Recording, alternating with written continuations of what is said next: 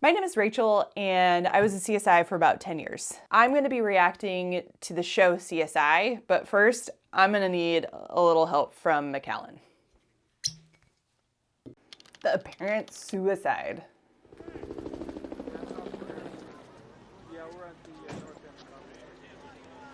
Here comes the nerd squad. Is that CSI? There's a lot of police officers there, which is usually the case for crime scene. Usually everybody and their mother shows up because it's exciting. You have a dead person and you just want to get there and process the scene and try to figure out who suspect is or if there is a suspect right away. What I didn't see is crime scene tape that they went in under to go into the house. That may have just not been in the scene, but that's typically something that we do. There's a big crime scene where all of the police officers and detectives and sergeants and all the uppers park, and CSIs usually park in a big perimeter that's usually fenced off with crime scene tape. And then you have a secondary scene location that is, again, perimetered by more crime scene tape. Usually only the scene detective and the crime scene investigator will go into that main crime scene. I didn't see that tape. Another thing is when Grisham, if he's the lead CSI, why is he just walking in with his briefcase and just setting it down in front of the person and then just going to work? Like, there are so many steps that have been just blown over already. Where was the exterior photographs that he should have been taking of the outside of the crime scene? Where's the interior photographs taken of the crime scene in the house? Where's the photographs taken of this bathroom and everything else? Like, you can't just walk in and set your briefcase down and look at the body and say, oh yeah, this is what I'm processing, this and this alone. We're 30 seconds in. Okay, gloves that were not in a box. At least he's not touching the fingers of them. Now he is. Okay. Oh, now you turn on the lights. So in a crime scene, okay, so the sergeant, I'm assuming that's the sergeant that's behind him. He goes ahead and turns on the lights of this crime scene. I was taught that when we go in and process a crime scene, like, you leave everything as it is. The scene should be documented as it is when you arrive. If sergeants are going in while you're processing this crime scene and turning on lights, you shouldn't be doing that. Or you should be noting it like in your notes, like, okay, well, so-and-so sergeant turned on the lights at whatever time, just to make sure that you cover your own butt while you're doing this. Sergeant is also not wearing gloves. Oh, we're going in with tweezers! Pupa stage 3, okay. No photographs have been taken. Suicide note. I never wanted to put you through this. I love Wait. you, Mom.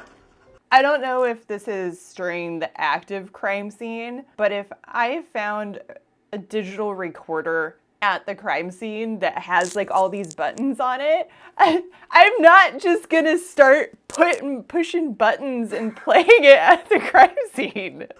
And then, let alone showing it to the victim's family at the crime scene. First of all, if they're in, they should not be in this crime scene at all. They should have been removed. You shouldn't be touching things and playing them and manipulating them like as you collect them. Like, this is something that somebody else does back at a lab. Like, you should, because if I push the rotten button and I accidentally hit delete because I'm blind and it's dark because there should be no lights on, I'm going to destroy evidence. Just them manipulating this device, if I'm collecting an item of evidence to process for fingerprints, after we find out, like, okay, that's not his voice, like, okay, this was in suspect hands, like, that's what that tells me. So I'm going to manipulate this as little as possible. And then after I collect it, it's documented, I get it back to the lab, I'm gonna process it for prints, and then I'm gonna,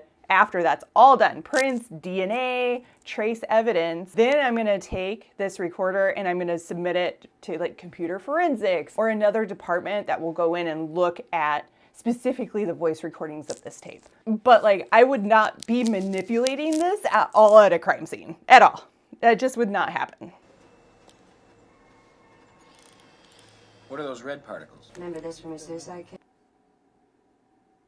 tape recorder was under a microscope, but then they grabbed it with their bare hands. Why did you pick this? So they're back at the lab. They have this tape recorder, and it's very obviously been processed for fingerprints at this point, because you can very clearly see an alternate light source is being used to illuminate a fingerprint on this tape recorder. And the tape is no longer in there. Okay, so what do they do with that? I would have processed this whole thing together. I would have put it in a super glue chamber. Super glue reacts with the fatty acids, sebaceous oils that you leave behind on a surface. Super glue then adheres to it, polymerizing it, making it more durable. And then you don't get what you're seeing here immediately. After that super glue process, we then use another chemical to then further develop that super glue that's on there. That chemical will then react with the super glue that's developed the fingerprints on this item. And when you use an alternate light source, it will fluoresce. So that's kind of what we're seeing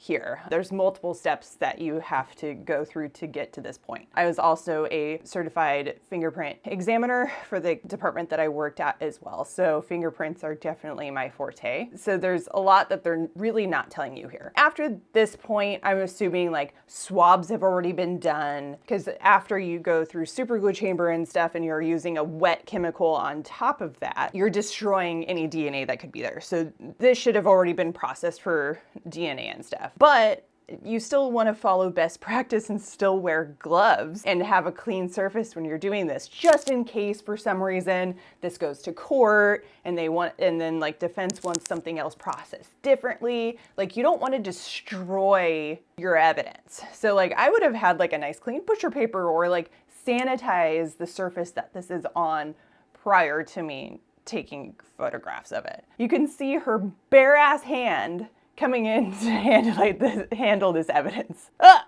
there it is! Why would you grab it with your bare hand? You don't ever touch evidence with your bare hands, because people are gross. You don't know what is on this. Like, there could be blood on this. Why are you not wearing gloves in a lab? I am completely baffled here. The impression's perfect. What are those red particles? Latex flakes. Protective gloves, maybe. But the way I figure it, this sumbitch is smart. Probably planted the damn prints. So there's a couple things that have been said that I'm questioning. Perfect print. Perfect prints can happen. It just really depends on the person that's leaving behind that fingerprint. It depends on how much oil is on their hands, if there's any substrates on them. Perfect fingerprints have been found at crime scenes. But for her to immediately say that it looks like it's been planted, what is the evidence behind that? There's a whole lot that goes into that, and I think that's a whole other topic. Till we get a hit. Could be 4 minutes, could be 4 days, but you can bet your ass she'll give you something. She always does.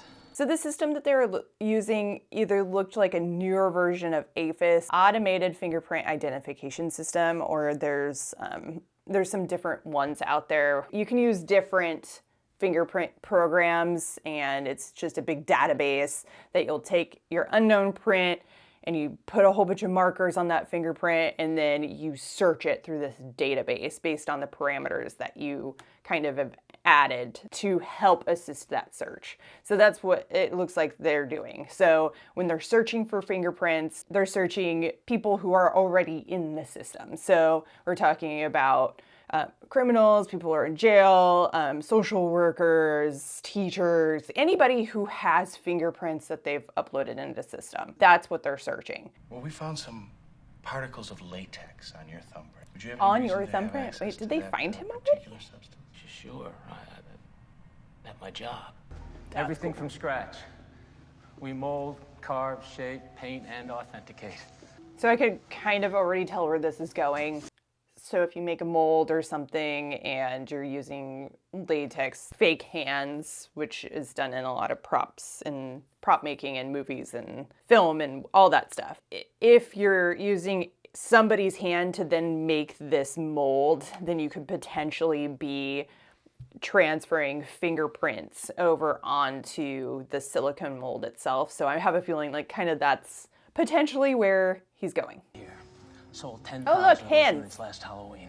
Even used my own hand for the mold. These are your prints. Yeah. Means you're free to go. He's not the guy. Shit in forensics. Taking the hand and like putting it like he's proficient in forensics. We're ruling out suicide. The evidence leads us to believe that it was in fact a homicide. Duh. I believe so. It's a homicide. Sure. Okay. He was such a good man. We'll find him, Miss Harmon. There is always a clue. Okay. My first question to this conversation that Grisham, why is the CSI, Grisham, speaking with victims' mother and sister? CSIs don't do this. There are some agencies like Los Angeles Police Department where the detectives have a collateral duty to be crime scene investigators. Just because LA is such a huge city, they would have to keep a ton of CSIs on staff. So they have their detectives work certain crime scenes. So maybe this is a case where Grisham is a sworn crime scene investigator and is more so a detective than a CSI, but typically this does not happen. There is a separation that happens with crime scene investigators and detectives because crime scene investigators are supposed to be non-biased. We are supposed to just take in the crime scene and all of the evidence that's there and really not get into like witness statements and talking to victim family and stuff like that. That's just not something that I have done. I've worked with victims and I've photographed victims and things that have been said to me during those. Like, yes, I will report what has been said, but usually my interaction with outside people other than the agency is it's very minimal. So this is extremely unusual. Oh, a dead guy. No gloves. Why is the family and a baby still in here with the dead guy? Oh, and we're just gonna start processing him right now. Ma'am? With the child right all right? there. She's fine. She's No, just I'm not a all little right. shook up is all.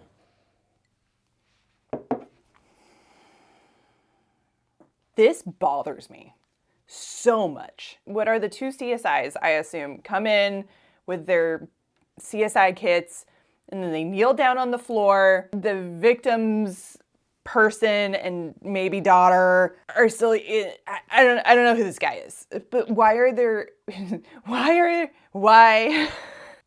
people still in the scene that are not part of the department that belongs to the CSI? Like, I don't understand. The whole thing about crime scene processing is to get everybody, I really want to curse. And I just drooled. I'm so mad. Why? Okay. And then the CSI comes, sits on the stuff. They look at the people that are in there. They look at them. And then they kneel down and they're on the ground by the dead guy. And then the woman looks up. Ma'am, are you okay? No, I'm not okay. There's a dead guy in our entryway. Like, and I'm holding the baby. Like, you want your child, who is what, 2, maybe, to see a dead guy. This other deputy that's standing back there. Like, is he just taking notes? Usually deputies will interview, but that should happen outside of the crime scene, outside of the first perimeter, outside of the second perimeter, out on the street where there's no evidence, there's no dead guy that the 2-year-old can look at. Like, these people are distraught. Of course they are. They're watching them process a dead guy in their entryway. This is stupid.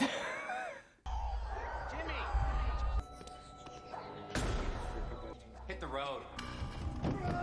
Okay, maybe drug-induced anger. Oh, he shot the dude.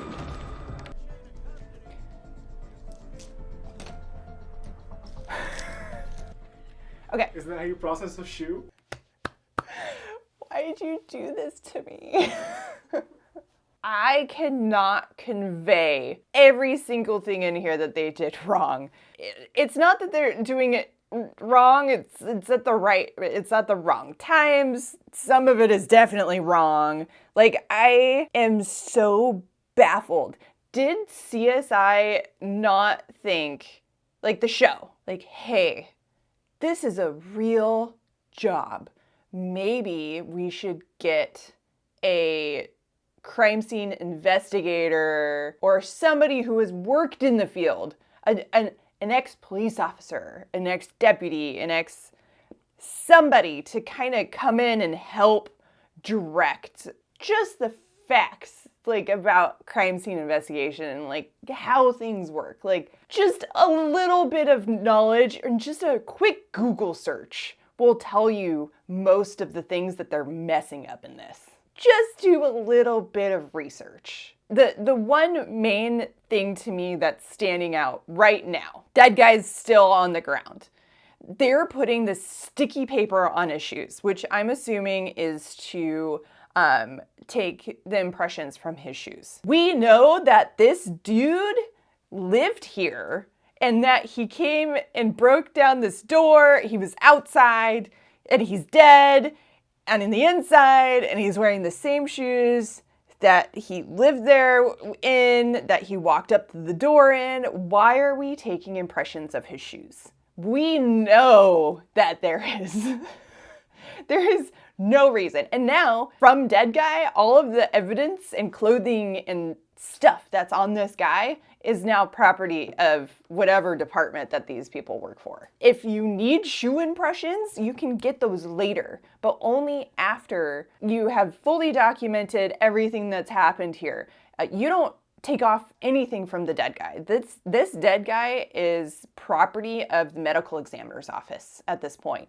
I would never manipulate a body without the ME being there. That is their jurisdiction. If we did need fingerprints right away from a dead guy, yes, I can do that at the scene. If I did need shoe prints right there at the scene, yes, that could happen. I would not use this tiny piece of paper like this. I would use a full imprint and I would powder the bottom of his shoes and then I'd stick it on there, bing, bang, boom, done. Not piecemeal like a toe part of the shoe. Like, this makes no sense to me. We're gonna continue. So they're using an ink roller that you use for fingerprints. It's usually that same roller is done on a metal plate with some ink. That's what you use to do full case prints on somebody. You have a metal plate, you have your ink, you use that roller, you make sure it's all even, and you go from there. I'm not sure why they're rolling the bottom of his shoe. To make sure it's stuck there, you could just take your glove and done. Like, I don't know why they're rolling it. This could be the process for this department. To me, it just doesn't make sense. And then just doing a quick visual of this guy's shoes when he's dead on the floor in front of this door that has been kicked in, I could very clearly see, like, okay, well, this guy kicked in the door because his shoe print is visible here. And that I would document and photograph and lift to show this dude's intent to get into this house and, like, break in entry. After you shot the deceased, did you move, redress, or alter the body in any way? No. Why? So the victim that's on the floor is being examined by the crime scene investigators. They would not be questioning a suspect over the dead guy in the crime scene. Doesn't happen. Sir, in the 6 months that the victim lived with you, did you ever wear his shoes? No. What happened to your pinky toe? So noticing the shoes tied differently is awesome. It definitely shows like a red flag, like something weird may be happening, but that will be shown in like the photographs and when the victim is at the medical examiner's office. Everything is documented in detail there, so you would be able to see that later, but that's not something that you would ask the suspect because he is the main suspect standing over the victim. Hair fibers from the home invasion. Take a look. Tell me what you see. I see a lot of things. Look at the end of the follicles. I see like little tiny seeds or sacs or something. So what he's looking at is a whole bunch of hair. You have the hair shaft and then you have the hair follicle. So I'm assuming that's what they're picking up here and looking at, I guess. I'm resuming at 750. That's pulp when human hair is yanked out like this. Ow! Damn, man. Hair only comes out in that form when it's yanked or pulled, signifying a struggle. Okay, they got that right. You know what? But that doesn't necessarily mean that the hair is pulled like during this event. It could mean that. Come here. Okay, let's see. Did I get any? Oh yeah, I got one. Okay. Okay. When you shed your hair, it falls out from the roots. And you could see the root of that hair. So just because you're seeing roots and hairs doesn't mean that it has been ripped from your scalp. The sheer amount that they're showing potentially indicates that. Like, okay, there's a chunk, if there's a chunk of hair in my crime scene, I'm going, okay, like this guy, like there was some sort of a struggle, somehow hair was ripped out, so I'm gonna obviously collect it. But just because you're seeing roots does not mean that it was ripped out of somebody's head. I just ran my fingers through my husband's beautiful locks, and I was able to, like, without any force, I just ran my fingers through his hair, and I was able to get a piece of hair that has that root and that bulb end on it, which is important for mitochondrial DNA and everything else anyway. Before you shot the deceased, did a struggle ensue?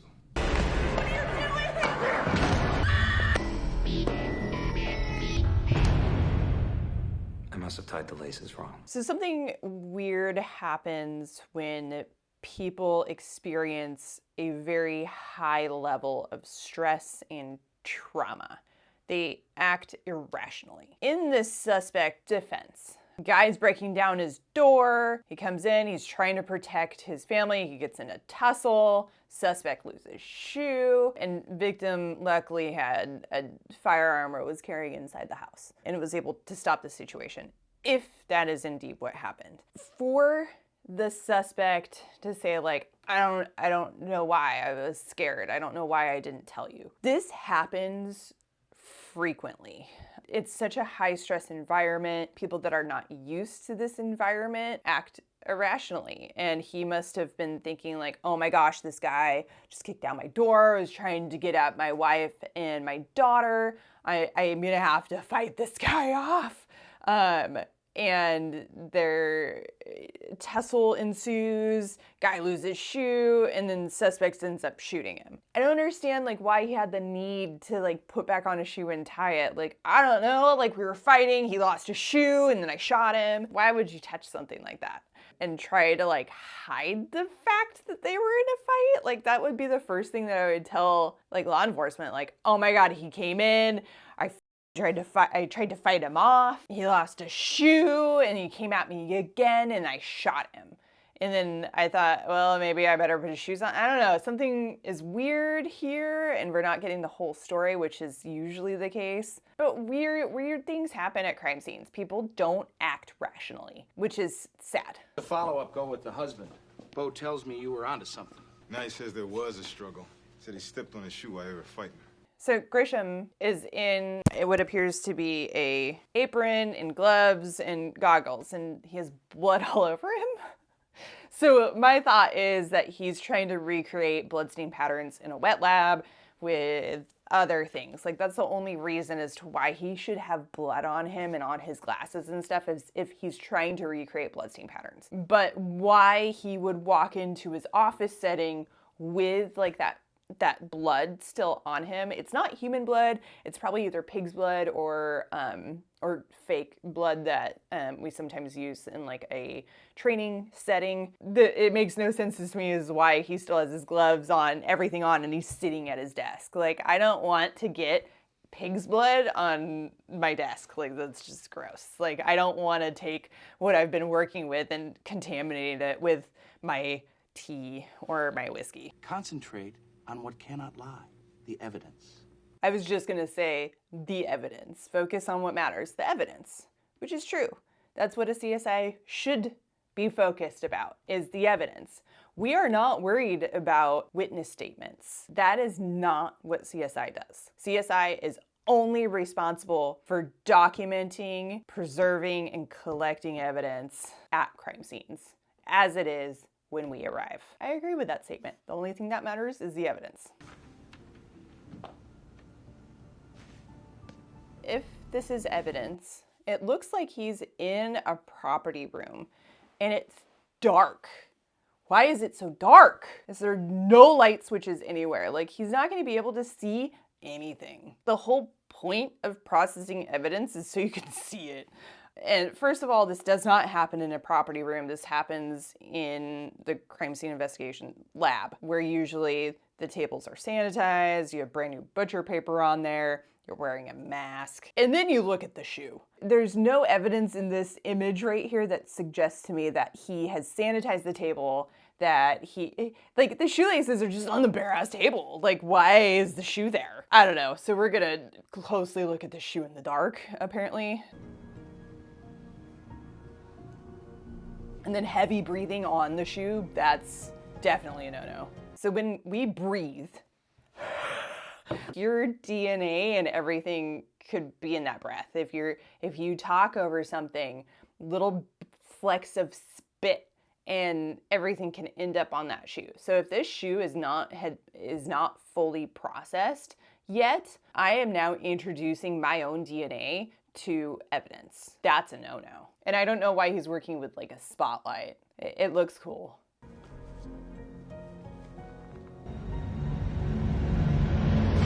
Well, I'll be damned. Is that a toenail? Ew, that's a toenail. Tripped over right on my ass.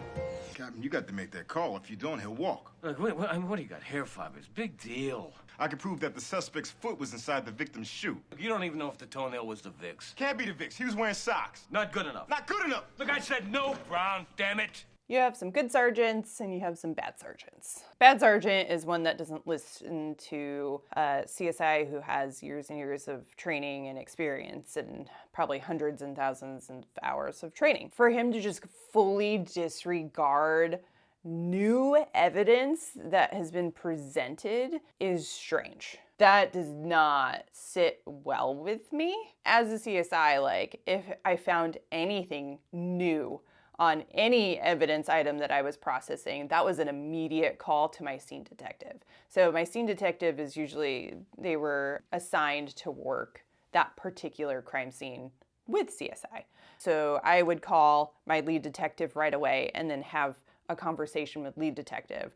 Then that would go from detective to the team that they were working on, along with sergeants and so on and so forth, to then determine what could be done after that. I don't have a ton of knowledge on the detective side of things, just a basic understanding just because I worked it for so long. But for that sergeant to have this caliber of reaction, I would have immediately gone over his head. Like, nope, all right, screw you. I'm going to the next person up because this is very clearly something that I think is important and would have taken actions to do something else. Going above your chain is a breach in protocol, no matter what service you're in. If you're in law enforcement or if you're in military, going above your chain of command is a definite no-no, but in circumstances like this, where it's a blatant disregard for evidence that has been found, is something that you should go above the chain of command for, in my experience and knowledge. What are you doing? I'm sorry, Judge. Captain Brass wouldn't call you for a search warrant. I got a whop on the line with a 100-pound test. You got a winner for me? I'll make it worth your while. You give me a name.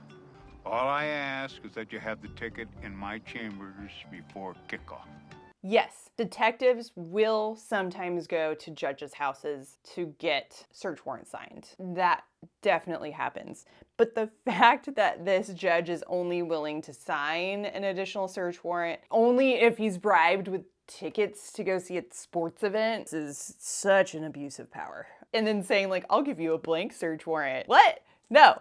Any search warrant that is done, all the research and hours go into writing these. And you have to include all the current evidence that you have, what specifically you're searching for. And if you go and do the search and you collect things that are not in the scope of that search warrant, that's bad too. So like having this blank search warrant, like that a judge is okay with, like that judge should be fired. You're off the case. What? Why? Why? You deliberately went over my head, Brown. I had his ass, too. Yes, you had him. And the minute you started thinking about yourself instead of the case, you lost him. Over the case for Warwick Brown. Mind if I come in? Again, why is he showing up here? I need to give you a pedicure. I have a warrant for your toenails. Yes, we get warrants to get evidence from people. Mouth swabs, head hair samples, nail clippings, fingernails scrapings, stuff like that. Am I showing up to suspect's house alone? No. usually if we have this warrant, the suspect is brought into a location and I am working with suspect along with the lead detective and maybe a deputy or two. Just because suspects are so unpredictable, if I go in there, I, first of all, was a civilian. I was not armed. So I would feel very unsafe doing this. But also too, like, I'm involved in paying attention to the things that I'm supposed to be collecting and doing. I'm not trying to pay attention to, like, if he pulls a gun on me, if he tries to hit me, tries to kill me, something like that. So that's what having like a deputy and a detective there for is like super helpful, because they are my eyes. Well, I am focused here in a camera, or focused trying to get nail clippings, or trying to pull head hair, doing mouth swabs. Like, I am in the suspect's bubble. I am not doing that without anybody else there. That's dangerous. That's just asking for a lawsuit or you're gonna end up dead. That's just not safe. May I see where you discarded the clippings? I flushed them down the toilet. This is an extremely clean bathroom. Any crime scene that I've worked, any search warrant that I've done, working in something that looked like this would have been a godsend. I've seen nasty. I've seen ones where the toilet isn't working and they continue to and pee in there, and then all of the TP they just put in the bathtub. You can imagine the smell, you can imagine what it looks like. They're still using the toilet. You can imagine what everything else in that house looks like. They don't care about cleaning at all. So this looks so nice.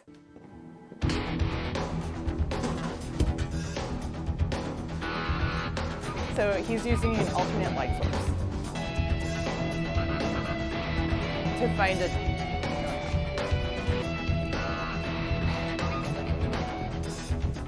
Okay. So you can probably see here in that little clip right there how he's using the alternate light source, and he shines on what appears to be a nail clipping. That nail clipping is not fluorescing or doing anything special. He could have used a flashlight at the same angle and found the same toenail clipping. I would just take a flashlight and add an oblique angle. So oblique angle means you get really low with your light source and you kind of let it shine over the top, kind of how he was doing. And it, like, stuff that's on the floor will pop right up. Like, if you lose the back of an earring and you can't find it, turn all the lights off, get a flashlight, and get to the level on the floor and just shine the flashlight down, and all the dirt and hair and everything will just pop right up and you'll be able to find it quickly. I don't understand why he had to bring in this alternate light source. I don't think he's using, so the protective eyewear that he's using, I don't think has a color to it. So there's no reason as to why he's using this blue light. Usually it's like a bright green or bright yellow at a specific wavelength that you look for very specific things, and you have to have a filter in order to see the things that you're using the alternate light source for. So it's like he's just using the alternate light source as a flashlight. I don't get it. Wait.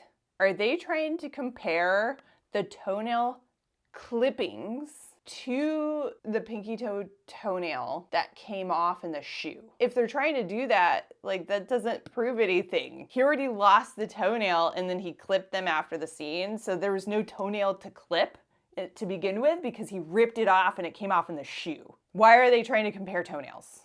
It's nasty. No, striation. Nasty. Whenever Feet two are objects are gross. broken, there occurs what we call stria. Based off of old stria? Alcatraz. The brother was right, wasn't he? Uh-huh. Yeah! Careful, Bo, you'll hurt your back.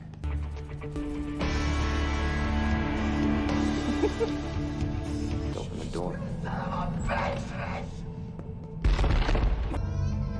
This woman is like, I married them?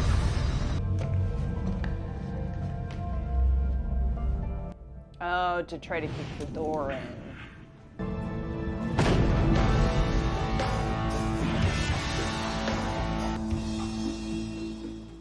He was so smug with himself. Case 3, the drugged victim. They should be good. Mr. Lafferty, What's left of him anyway? I'm Nick Stokes with Criminalistics. You mind if I ask you a few questions? She got everything.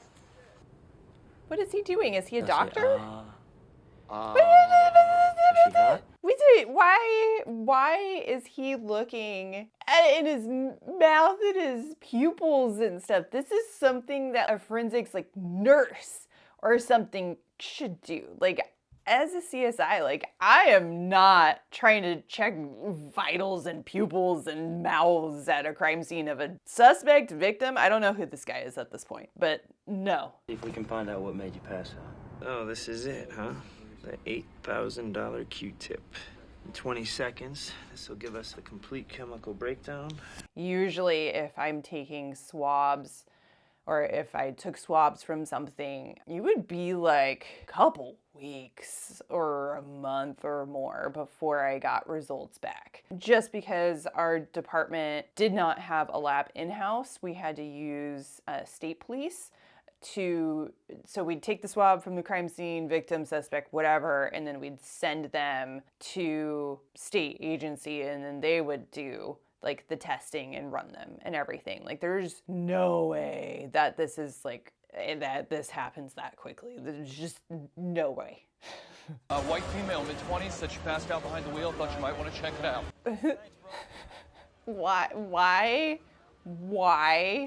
is the victim of a car crash still in the car by the time that CSI gets there? Okay, so just to kind of give you a little information on like how crime scenes and response and everything works. This looks like it was at night. At this point, I would no longer be in the lab. I would be at home, probably asleep. And then I would get a phone call from my sergeant saying, hey, we have a car crash. I wouldn't go to car crashes unless if it was a big fatal, whatever. We're gonna need you to come to the scene. Okay, so at that point, I have to wake up, I have to quickly get ready, and I have to leave and then drive to wherever this scene is at. So for this to be a car accident in the middle of the strip or old strip or wherever this is at, and then the victim's still inside to wait for CSI to get there, we're talking like an hour and a half, 2 hours. Like, why hasn't EMTs or fire department already have her out at a hospital? Like, why is she waiting around for CSI? Like, CSI is not the person to do this. CSI is processing crime scenes, is processing scenes. It's deputies or police officers who are first responders who are responsible for like protection of life and helping people of like having medical emergencies. It is not CSI's job to make sure that this woman is okay after a car crash. This is not a thing. This is not a thing. It makes me angry. Why would you do this to me? I don't know what happened. I remember this song that was playing on the radio. I just don't remember passing out. Say ah. Say ah. Say ah. How did I know that was gonna happen? Is he flirting with her? Take her to the hospital. Ever checked out? Yeah, take her to the hospital. Doc Lever. Every girl has been mysteriously knocked unconscious, and we found some skin discoloration. No, they're nipples. They're nipples. May I see your discoloration? May I You want to see? give me $20?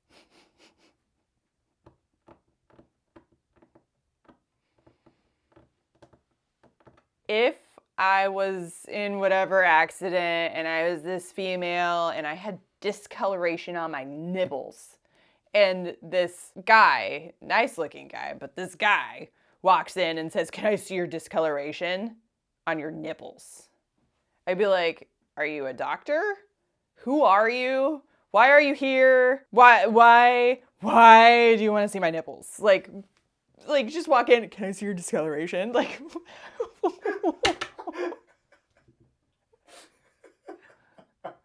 maybe as a pickup line. It's the worst pickup line. I worked multiple cases where I had to go to hospitals and take pictures of victim or suspects or whatever.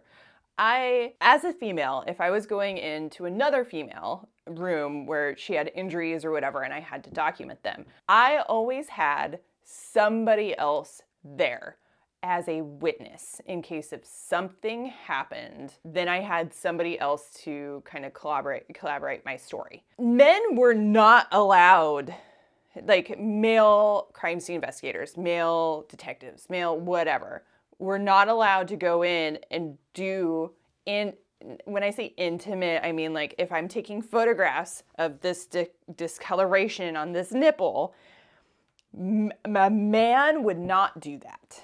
They would find a female officer, a female deputy, a female nurse, somebody else to take pictures of another female. However, since I was a female, I would go take pictures of males that were suspects that had injuries or something else going on. I would still have another person there with me, whether it be another nurse, a detective, somebody else with me while I was with said male. This male and female victim thing that's happening would never happen. Ever. It can if you're okay with it. If you are a victim and you only option is males or whatever, and you're fine with it, sure. I have seen so many naked people. Nudity does not bother me. I am doing my job. If my job is to collect swabs or photographs of certain more intimate areas, like that's my job. Like I am just doing my job and treating it as it's a science. It's all that matters. Same as like doctors and stuff. You approach it with poise and and knowledge and a little bit of a little bit of grace. But this would not happen. This bothers me. And she removes her gown with no let me lean in. You tell me what you girls are using, and I won't have you charged with attempted murder. Eye drops? Nope. Eye drops? Scopolamine. Eye drop bottles up front. One drop of this stuff, and she's out cold.